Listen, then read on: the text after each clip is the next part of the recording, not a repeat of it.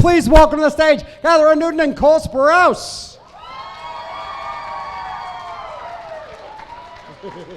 There you go. Oh, there you go. We're up and at it early. Awesome. Wow. Welcome. It's so nice to have you. I brought the Monster Energy in honor of being in Pittsburgh. So cheers. There you go. And Cole copied me, so we're clear, okay? Yeah, we just hang out too often, I guess. I'm becoming the twin. And we have the boots, too. The boots and Oh, the wow. coat. What does this say about us, guys? We're trying to blend into the autumnal colors. Ooh. Oh, Camouflage. and I'm in a denim skirt. I almost put on my denim skirt this morning, and then I decided I'm not going to do that. That's a good idea. Give me something. Good morning. Okay. Good Good morning. morning. Good morning. So, first time in Pittsburgh, first Comic-Con. How many Comic-Cons you guys have done? You can use that. Yeah, a lot. Actually, not first time in Pittsburgh. When I was 16, I dated a girl who was in Pittsburgh.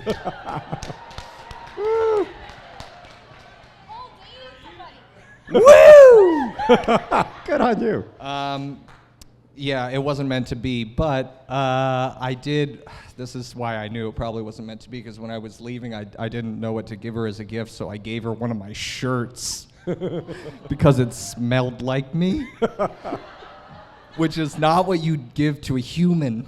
No, it's not. I'm not. Yeah, you can tell that I wasn't the most romantically inclined. We're supposed to like steal those from you. Yeah.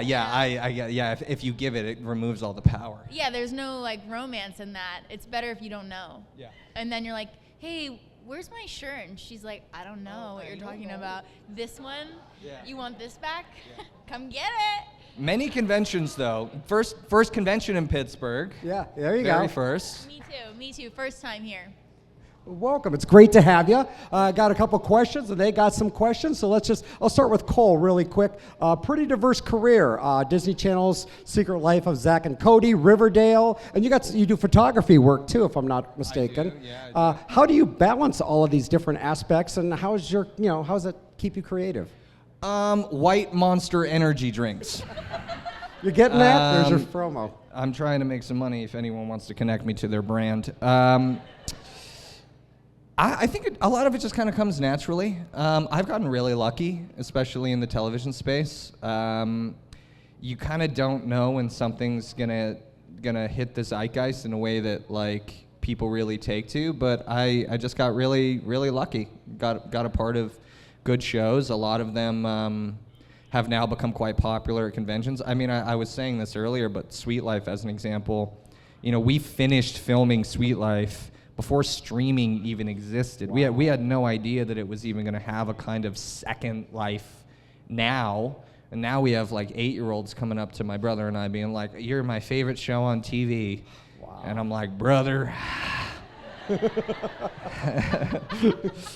I ain't been on TV like that in a long time."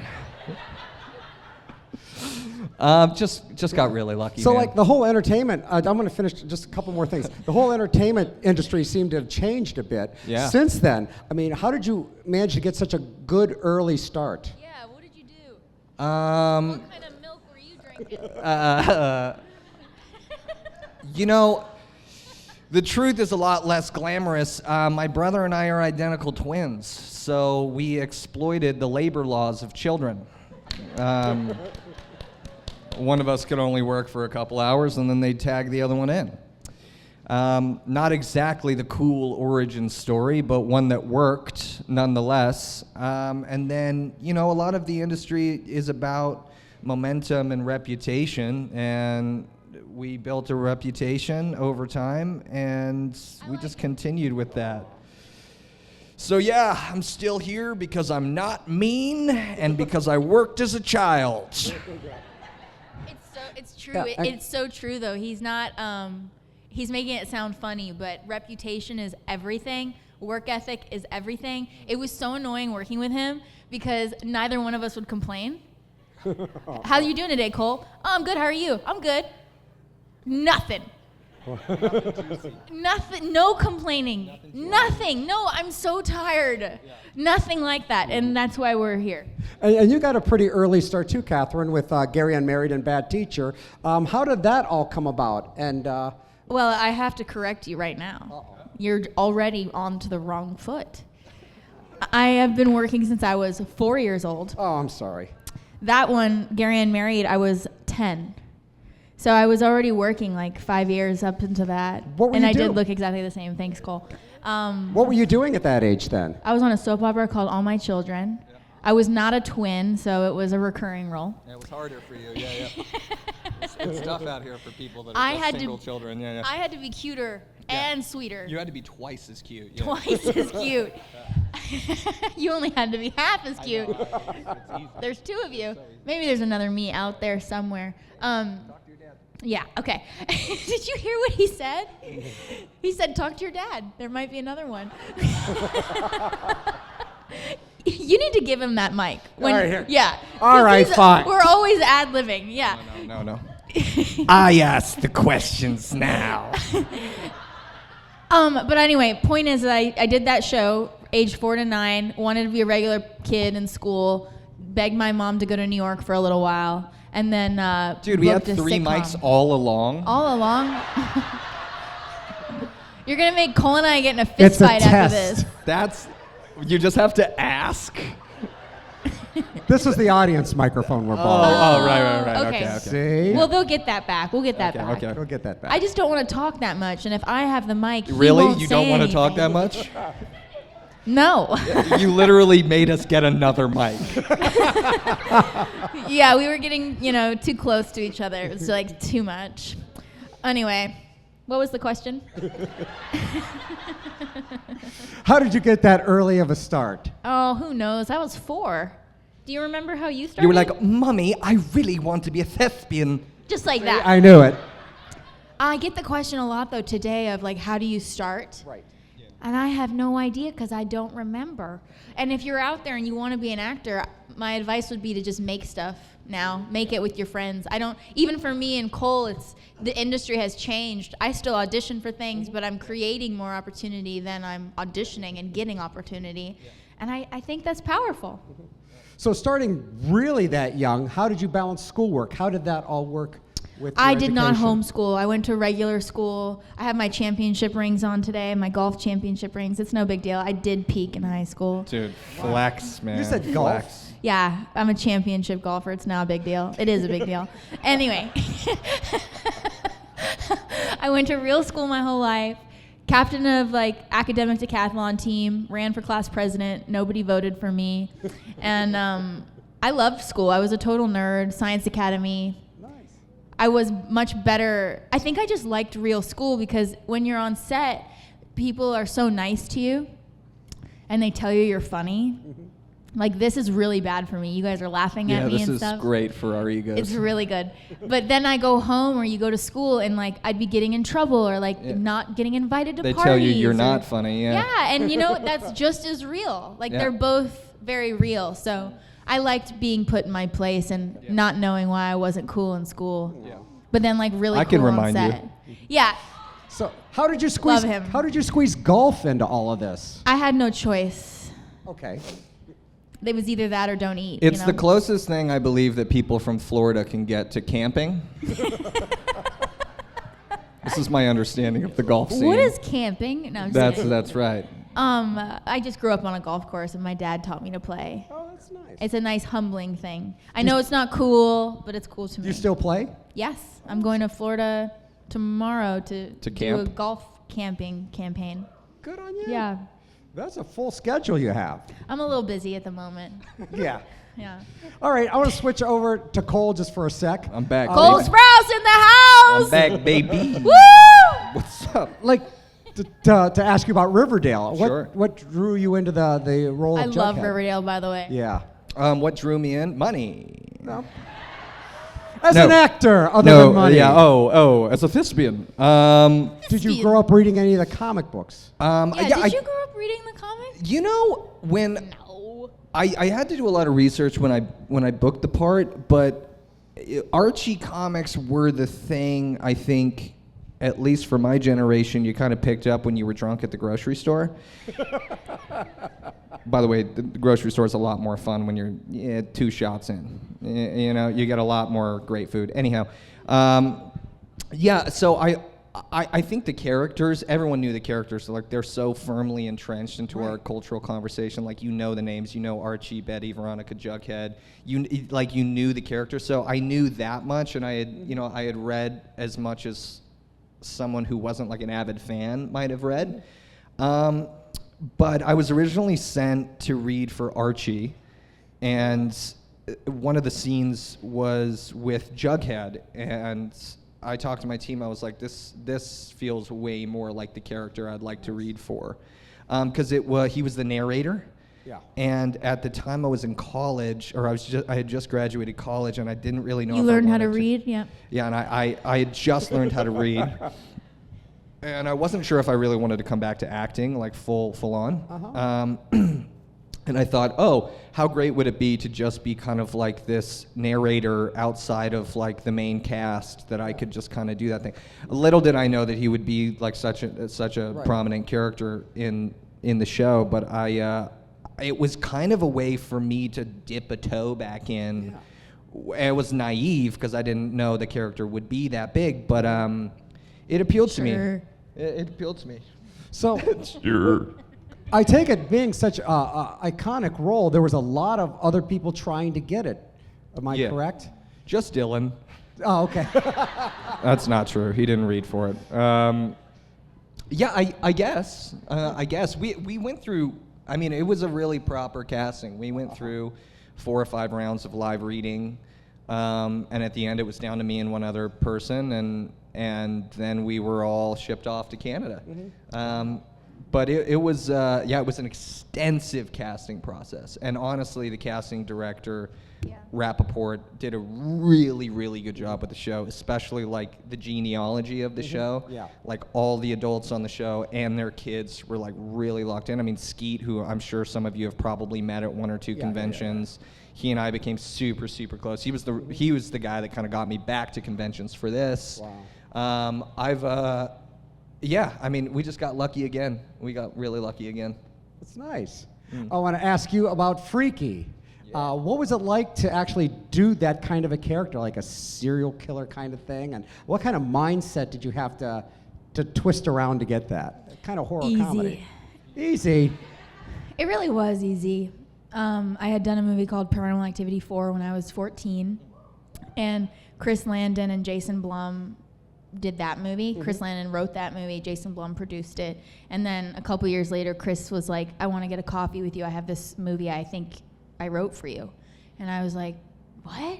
And I read it, and I thought it was the best role for me ever, to play 2 roles like that. It was a great opportunity as an actor. And my agents told me not to do it because I don't know why. They wanted to give it to another actress that I won't tell you who. And then Vince Vaughn came on after I said yes. And I went to Jason Blum's office. So funny. I had said no, and my agent was like, go to Jason and have a meeting with Jason about other projects. You know the drill. I sit with Jason like this kind of, you're over there, and he's like, so you're doing this movie. And I said, okay. Wow. And we called my agent. we were like, we're doing the movie. And then Vince Vaughn was on board. The movie was so easy. Really? Because Chris Landon I know so well, and the script that you saw, like the movie you saw is what was written. I learned a lot from Vince about improv, and it's not about changing anything. It's about creating opportunity for other actors to do better, to react to things. So you didn't find it difficult balancing horror and comedy at the same time? I think comedy, people kind of brush over comedy. It's a lot harder to do comedy than it is to be scary. It's you have to be so smart, and the comedians, like people who are comedians, like who do stand-up, they are so intelligent. They're not just making silly jokes. So comedy is about, being so present and thinking ahead to like make my co-star funny. And that's what I learned from Vince, his generosity. He made me funny. And so my goal is like to make my co-star funny, and then that will make me look good. Yeah. And was it's it much true though? That'll make the movie better. It's not like I need all the lines in a movie for a movie to be good. I can still be the lead and like not have to do so much, but surround myself with better people. That's the secret. So you enjoyed actually watching it as well as doing it? I was so proud of that movie. Kevin Feige from Marvel saw it, and that's why I was offered Cassie Lang and Ant-Man. Nice. Yeah, so you don't ever know who's watching, That's amazing. you know? And I just loved that movie, so thank you. Cool. Yeah. We're going to get to you guys' question in just a second. Cole, I want to ask you about your photography. Is there any place people can see your photography online, and how much do you do? Yeah, I guess I have a website I haven't updated in a while. I mean, I mainly just do fashion editorial stuff now, and some like occasional campaigns. I don't really post a lot of it. I kind of keep it low key, because that's just like kind of cool and stuff. Like I don't like really talk about it. Okay, but I will say one thing about his photography. I had known Cole a little bit. Yeah, that's true. Not that well, though. Yeah. Like, we just knew each other. And then I approached him, and I was like, would you shoot me and my dogs in my house? Take into account she's got 3 poodles. 1 big poodle, 1 medium-sized poodle, and 1 very small poodle. So I said, yeah, I'll shoot your dogs if you want to be in it too. But he shot these photos of me, and they're so Lisa Frankenstein coded. Yeah. And we worked really well together. It was a lovely shoot. I mean, he's amazing. And then I think he kind of kept me in mind. And when Zelda was casting Lisa Frankenstein, I think he had a big part to play in me getting the part. I mean, Yeah. I said it a couple times, but we literally begged Kathryn. And I think, I don't remember that. yeah, you do. But going back to the horror comedy thing, I think the trouble that we had with Lisa Frankenstein at first when discussing people that could lead the film we were getting a lot of incredible dramatic reads. But a lot of the comedic beats were not being carried as effectively, and so we needed to find someone that could really do horror and comedy, which is, like Kathryn mentioned, a much harder needle to thread. And, you know, we had kept mentioning Kathryn, and we, for some reason at first, we thought you were completely unobtainable. Like, not that you're not, but you were in the Marvel thing, and it was like, whoa, like how do we talk to Kathryn? And I was like, oh, Which is so funny because I think the same thing about you. You know what I mean? Such Yeah, a well, big I deal. am. Yeah. And I'm not. That's why we did that movie. We're not. We're nothing. Anyway, who has a question? Yeah, let's get some audience questions. Oh, Sean wow. is going to come around with the microphone. We have Dude, a you guys fourth got 4 microphone? microphones. We What have are a- you doing? we have anymore we at have all. 11 microphones. Oh, Then dude. what happened? Wow. Let's start the questions. Kathryn, I can be your twin since I'm 1 day older than you. Whoa! There she And- is. Been looking for you my whole life, sister. And I just want to say I really love Lisa Frankenstein. I saw it with my friend on my birthday weekend. And my question is, what was your favorite scene that you guys filmed from the movie? My instinct is always the one where we couldn't keep it together. That was like every scene, Kathryn. No, you come from a repressed culture. Oh yeah, that one was really good. Yeah, one was good. We were laying in bed, and was that the scene with the Hitachi wand? Yes. Or was the that- massage situation? That was good. Yeah, that was good. You know. We couldn't keep it together for that one. When we were drinking milk, that was really weird. That was a good idea. That was Cole's idea. What, milk? Yeah, wasn't it? Yeah, because the original scene we were Smoking a joint. smoking the devil's lettuce. And then they changed the rating. Did you know that take was 11 minutes long? Yeah. Yeah. Who wants to hear that? Who wants to hear me talk for 11 minutes? No, you don't. You don't. But the milk was a really funny choice. Yeah, That's what you because use post. They were afraid Hook that up, you have milk. Yeah, we weren't gonna be able to use the weed, and we weren't able to. And the original scene was just kind of, to be fair, the original scene was just kind of built around a gag with my chest, which was that every time I inhaled, all the smoke would leave the wounds in my chest. Which was difficult to figure out, by the way. Which I don't think they did figure out. No, they were like, we'll just CGI it. Yeah, we'll do it in post, and you're like, No, you won't. I don't think so, buddy. Yeah. So that scene didn't work, so they made it PG-13 around that scene. The very first scene I was in was the one where I cut the dick off, actually.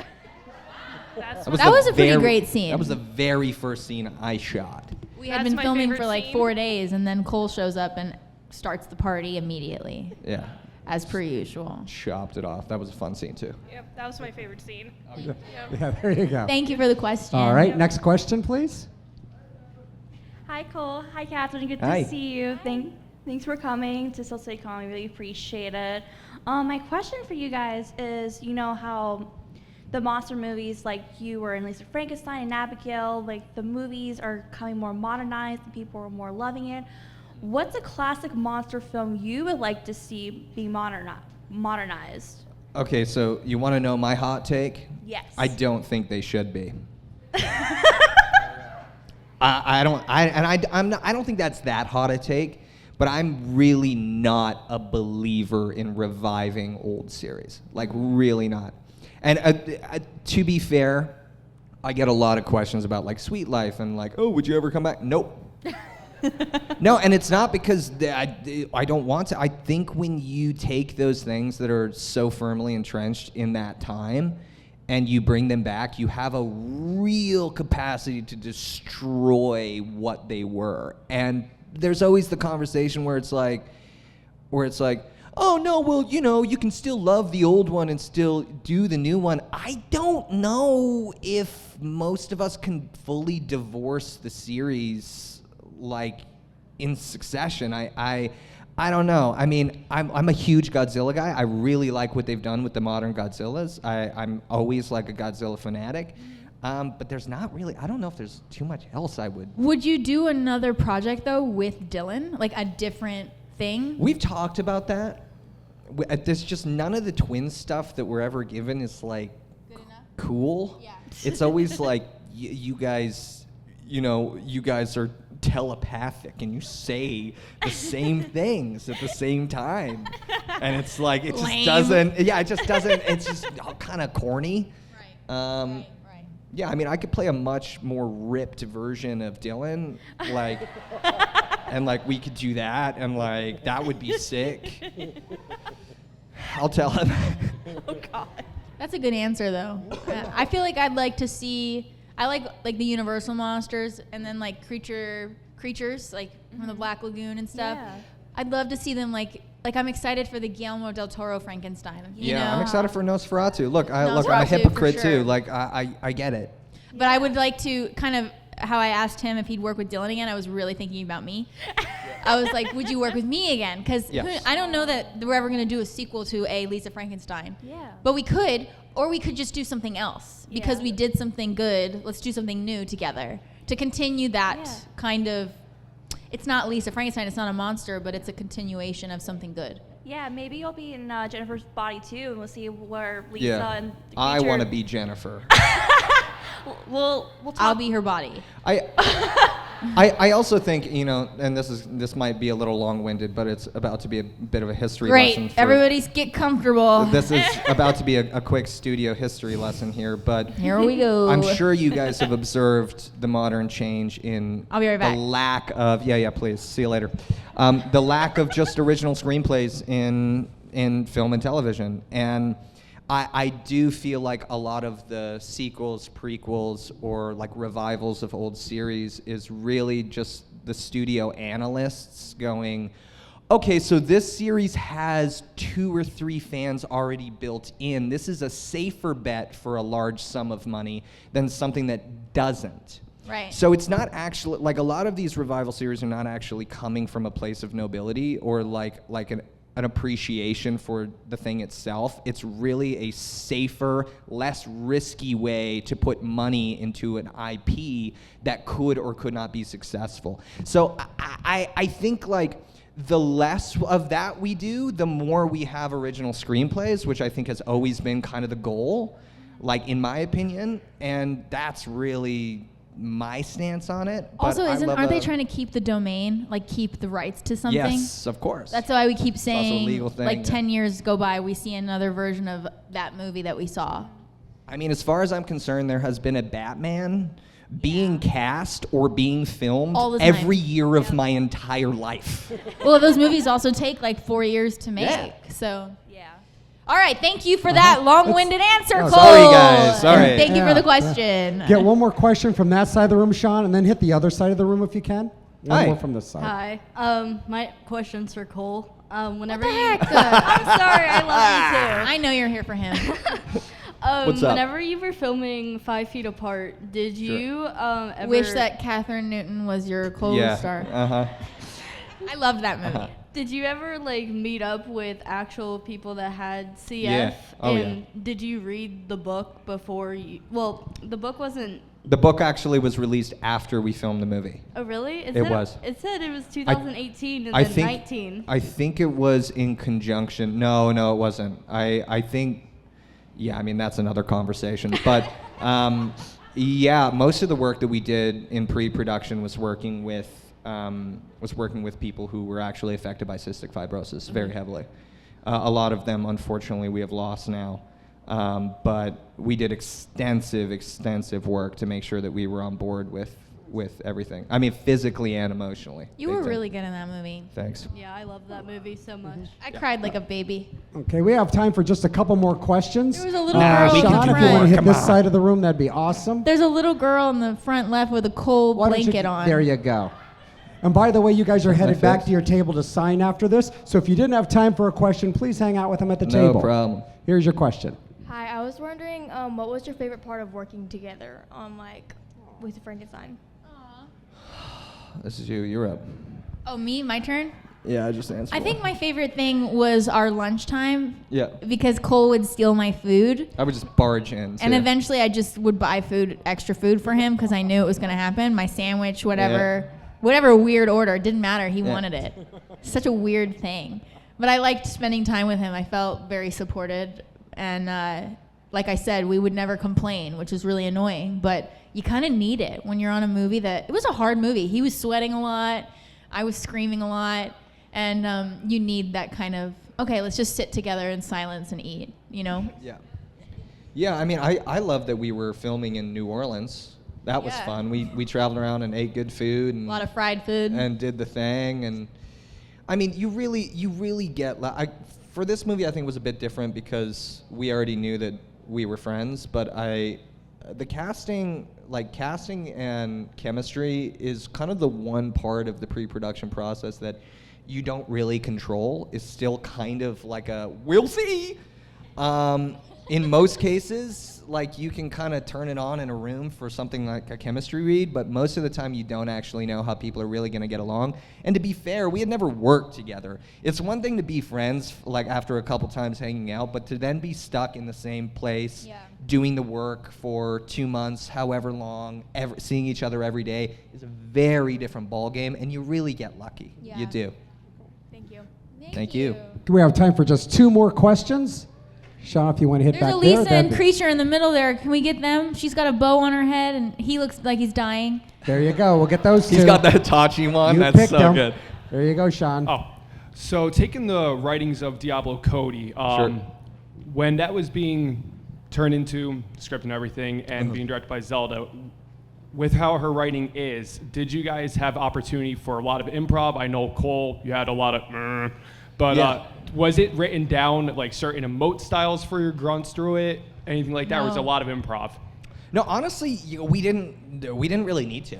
I mean, the vocalizations came as kind of a joke, and that was probably the biggest improv part of it. But I think we said this in the last panel, but when you have good writing, You don't need it. you don't really need to do anything. Diablo's got such a strong voice in everything she writes. Like you can really tell it's a Diablo script, and it does a lot of the heavy lifting. I mean, if you were to read a script and it's a comedy as an example, and you're not laughing as you're reading the script, it's probably not a successful comedy. Like that's kind of the easiest way to determine if it's good or not. All the beats were landing when you were reading Diablo's script. All the dramatic beats, all the scary beats, all the funny beats are landing when you're reading it. You're laughing, you're crying, you're a little spooked. You know what I mean? It's also the kind of script where I would giggle later. I'd be like, Yeah. wait a minute, did she just say, like, what'd she say? It was all very smart. So I couldn't do anything better than what was written. Yeah, and you don't need to. And the grunting and stuff, it was like we were doing rehearsals the first week, and we realized, we kind of need something. A little bit. Like, that's the thing is, I didn't need anything. Like, I didn't need to improv anything, but we needed something for Creature because it just, it enhanced it. And you don't know that. Reading the script, no, you don't hear the grunts because it's written, Creature does this, or this is how he reacts, but it's not as obvious watching it. So the grunts were, like, very helpful. Grunts. I mean, Diablo's also, like, so open to anything. She's like, if you want to change the script, that's fine. If you want to add something, that's fine. There's some writers who are very protective of what they do, and some writers that are like, sure. A lot of writers like Diablo understand that the script is kind of theoretical in that, like, until the actors are on stage in the set saying the lines out loud together, it's not actually real. It's just an idea on paper. And sometimes when you make it real, it needs to change a little bit. In most cases, when the writing is really well done and really grounded and really good, you don't need to change it one bit because they're saying it in their head out loud as if it's already real. Does that make sense? Well, it does. Thank you very much. Yeah, of course. Sometimes on a movie, I don't know why a character does something, and you'll feel like, I don't know if she would say this. It's always wrong. The character always says it. And there was one moment in Lisa, if you didn't see the movie, it doesn't matter. We kill somebody, and I hug Creature, and I go, Mommy. And it doesn't make sense. And I asked Diablo, I was like, why does she say Mommy? That was the only thing I ever asked her the whole time shooting. I was like, it feels weird. Like, it feels like, why is she saying Mommy? I don't know how to connect to this until we did it on the day. And she said, because sometimes people do things that don't make sense. And it was so right. Mm-hmm. Okay, we have the one last question. Kathryn picked the woman with the bow in her hair for the last question. So that's the last question. She's right back behind there. you. Sean, right back there. She's got red lipstick on. There you go. She's waving. There you go. Last question. You're headed back to your table after this. And thanks for doing this. This is really Thank fun. you. You were great. Hello. Hi, Kathryn and Cole. Nice to see you. Yeah, nice to see you too. Hi, Lisa. Hi. My question is, how does it feel knowing you were part of a movie that was able to change so many people's lives and bring so many people together with friendships and even romantic relationships? I mean, that's great. That's really great. Yeah, that's awesome. That's kind of why you do it, ultimately. You don't know it's going to happen. Yeah, that's what you hope for. That's really what you hope for. I mean, when we started the film, we were hoping it would just reach, the audience that we wanted it to, which was eventually you guys, who it has reached. But we were scared when it first came out. We came out on the only Super Bowl that the entire country ever watched, which was Taylor Swift's Super Bowl. So we missed our original intended demographic in the middle of the United States, like, entirely. We had a really bad launch, which is historically pretty on brand for Diablo after Juno, which made us really nervous. We kind of hoped it would be a cult thing, and that people would take to it, but we had no idea. And what they don't tell you is before it reaches the intended audience, it hits you in a place where you're like, we flopped it. We flopped it. This didn't work. It ruined my career. We're done, son. We're done. But it's had a huge second life, no pun intended. It's had a huge revival. And I'm very thankful for that. I mean, I know you're thankful for that too. But it's been, it's kind of the reason you do the thing. And I just love it because I feel like I saw so much of myself in the movie. So I'm like, oh my gosh, you like me. You really like me. You like me. Yeah, it feels like that. God. It really does. So I love when I see people dressed up. It's the biggest response I've ever had, ever. Like on social media, seeing I did like a post for a bunch of TikToks. It didn't even cover a fraction of it, And it's beautiful. I don't take it for granted. I hope it keeps growing, and I hope to do more that touches people this way. I don't know if I ever will. It's going to be hard to top it. Mm-hmm. Thank you. Thank you. Oh, thank you guys. And thank you for Thank doing you. this. Give it up, Kathryn Newton, Cole Sprouse. Thank you. Great Don't first let them Q&A. tell you they don't have more mics. They always have more mics. They always have more mics. Wow. Stand up for yourself and stand up for your mic. Give it up once again, Kathryn and Cole Sprouse. Thank you so much. Cheers. They're headed back to their table to sign. Please hang out with them. Lots of fun.